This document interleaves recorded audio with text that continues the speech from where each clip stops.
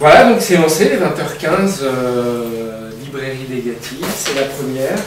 Merci à vous toutes et à vous tous d'être présents à ce premier atelier d'écriture en ligne sur le site de Témante. Et ce soir, nous allons inaugurer le premier thème qui est au commencement. Avant toute chose, avant de démarrer cet atelier, il y a un concours de nouvelles qui a été organisé au mois d'août, de juillet et août, et je sais que certaines personnes sont impatientes d'avoir les résultats. Donc nous avions décidé de mettre en jeu 4 places, et en fin de compte, nous allons décerner 8 prix.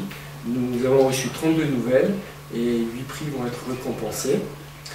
Les gagnants vont recevoir un email avec la possibilité pour eux de s'abonner.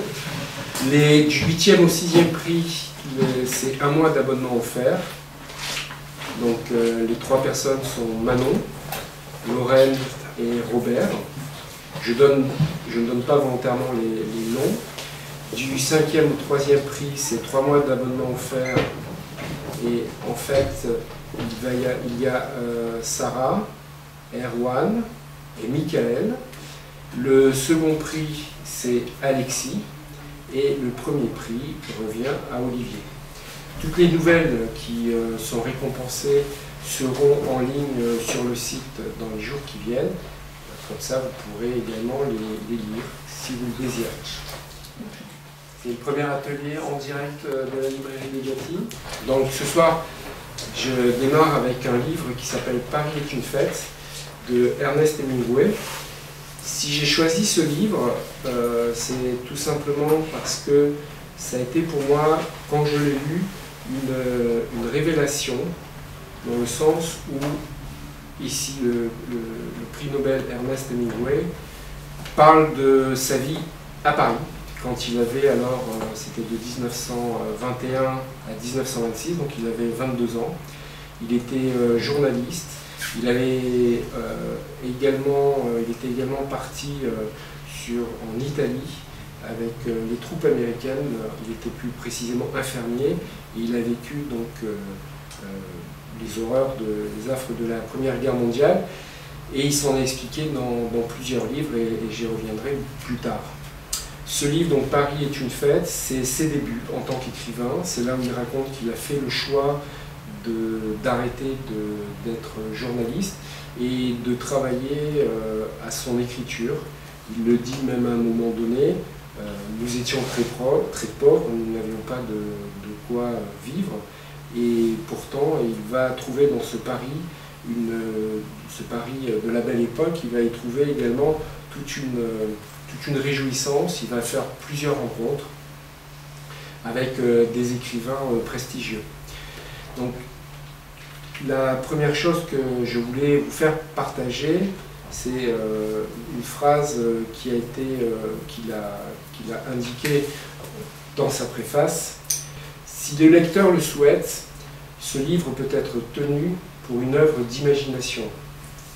Mais il est toujours possible qu'une œuvre d'imagination jette quelques lueurs sur ce qui a été rapporté comme un fait. » C'est ce qu'il nous dit donc dans cette préface qu'il a écrite en 1960, sachant que le livre a été écrit principalement à Cuba à partir de 1957.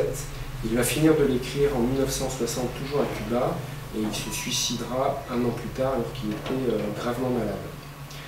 Ce livre, il a été écrit à partir de notes qu'il a prises durant sa période parisienne de 1921 à 1926. Et sa femme, sa première femme, l'appelait Tati, T-A-T-I-E. Sur ce livre, une phrase intéressante que j'ai retenue, il y a plusieurs phrases que j'ai retenues, mais par rapport à l'écriture, parce qu'il y a plusieurs moments, il va nous parler d'écriture. Et la première phrase que j'ai retenue dans ce livre, c'est « Quand j'écrivais quelque chose, j'avais besoin de lire après avoir posé la plume. Si vous continuez à penser à ce que vous écrivez en dehors des heures de travail, vous perdez le fil et vous ne pouvez le ressaisir. Le lendemain, il vous faut faire de l'exercice, fatiguer votre corps, Et il vous est alors recommandé de faire l'amour avec qui vous aimez. C'est même ce qu'il y a de meilleur. Mais ensuite, quand vous vous sentez vide, il vous faut lire afin de ne pas penser à votre œuvre et de ne pas vous en préoccuper jusqu'au moment où vous vous remettez à écrire. J'avais déjà appris à ne jamais assécher le puits de mon inspiration, mais à m'arrêter alors qu'il y avait encore quelque chose au fond, pour laisser la source remplir le réservoir pendant la nuit. Donc voilà, pour moi, dans cette phrase d'Hemingway, tout est dit, puisque pour lui, il y a effectivement ce moment d'écriture.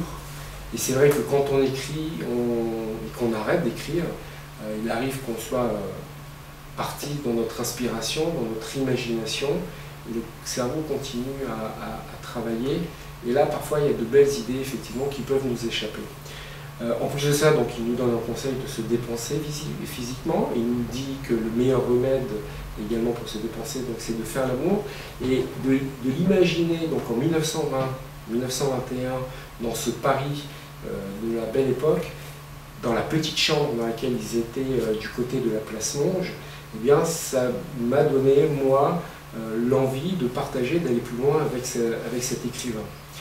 Cet écrivain qui, en fin de compte, s'est beaucoup interrogé sur l'écriture et aussi qui va beaucoup nous révéler des rencontres qu'il a faites avec différents auteurs. Pour preuve, il a rencontré James Joyce, il a rencontré Sherwood Anderson, sur lequel je reviendrai là aussi tout à l'heure. Il a également rencontré, il a plutôt été initié par Gertrude Stein, qui était une poète américaine et avec qui il a beaucoup discuté au début de sa carrière d'écrivain. Et bien évidemment, il y a une scène magnifique qu'il a écrite à l'intérieur de ce livre, où il se retrouve avec Scott Fitzgerald, et dont je vous lirai une partie tout à l'heure. Et il a été à la recherche tout au long de son écriture, il a été à la recherche de ce qui était pour lui la véritable écriture. Et il le dit, en fait, je travaillais toujours jusqu'au moment où j'avais entièrement achevé un passage et m'arrêtais quand j'avais trouvé la suite. Ainsi, j'étais sûr de pouvoir poursuivre le lendemain, mais parfois, quand je commençais un nouveau récit et ne pouvais le mettre en train, je m'asseyais devant le feu et pressais la pelure des petites oranges au-dessus de la flamme et contemplais son crépitement bleu. Oui, ou bien je me levais et regardais les toits de Paris et pensais « Ne t'en fais pas, tu as toujours écrit jusqu'à présent et tu continueras. Ce qu'il faut, c'est écrire une seule phrase vraie. Écris la phrase la plus vraie que tu connaisses. » Ainsi, finalement, j'écrivais une phrase vraie et continuais à partir de là. C'était facile parce qu'il y avait toujours quelque chose de vrai que j'avais lu ou entendu ou que je connaissais. Et là aussi, ce qui est pour moi intéressant, c'est que Ernest Hemingway, donc, bien évidemment, recherche la phrase vraie, et cette phrase vraie, il va la rechercher dans son entourage, il va aller la rechercher dans les gens qui l'entourent, il va la rechercher dans les personnages qu'il va créer, et également dans les paysages et dans les scènes. Et là, il y a une scène, mais alors, qui est intéressante, et où j'ai, là aussi, en lisant ce livre, découvert quelque chose, c'est que quelque chose que j'ignorais qu'il pouvait y avoir à Paris dans les années 20. Il raconte à un moment donné, donc il était chez lui, et puis il va entendre du bruit dehors. Le troupeau de chèvres remonta la rue au son du pipeau, et une voisine, au-dessus de nous, sortit sur le trottoir avec un grand pot. Le chevrier choisit l'une des chèvres laitières, noires, au pied lourd, pour la traire dans le pot, tandis que le chien poussait le troupeau vers le trottoir. Les chèvres regardaient autour d'elles, tordant le cou comme des touristes devant un paysage. Le chevrier prit l'argent, remercia la femme et poursuivit sa route vers le haut de la rue en soufflant dans son pipeau. Et le chien guidait le troupeau, hochant des cornes. Je me remis à écrire et la voisine remonta l'escalier avec son lait de chèvre. Elle portait des chaussures à semelles de feutre qui servent à cirer les parquets et je n'entendis que sa respiration précipitée quand elle s'arrêta sur le palier. Puis le bruit de sa porte. Le chevrier n'avait pas d'autres clients dans notre immeuble. Alors là, pour moi, ça a été un... J'étais très étonné, je ne savais pas qu'à Paris, en 1920, il pouvait y avoir des troupeaux de chèvres, et je me les imaginais donc remonter de la rue Mouffetard et descendre, parce qu'en plus de ça, donc, pendant mes vacances, j'étais acheté du lait, et je me suis trompé, j'ai acheté du lait de chèvre, et je l'ai goûté, le goût ne m'a pas vraiment plu. Mais bon, il y a des gens, et apparemment, cette dame, il prenait goût, et donc il y a un chevrier qui remontait, donc là, avec ses chèvres, voilà. J'ai un ami qui vit dans le sud et qui a des chèvres lui aussi, qui se reconnaîtra. Donc ce pari est une fête, c'est une véritable fête tout au long du livre.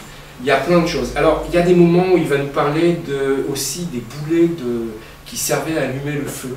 Il va faire toute une description que je ne vous ferai pas là ici, de ces boulets qu'il mettait pour attiser le feu, qu'il mettait également dans le poêle. Et on peut se dire, quel intérêt pour un écrivain, un prix Nobel, parce qu'il avait déjà reçu le prix Nobel, de nous délivrer tout ça. Et en fin de compte, c'était la véracité, c'était le sens commun qu'il peut nous donner dans son livre.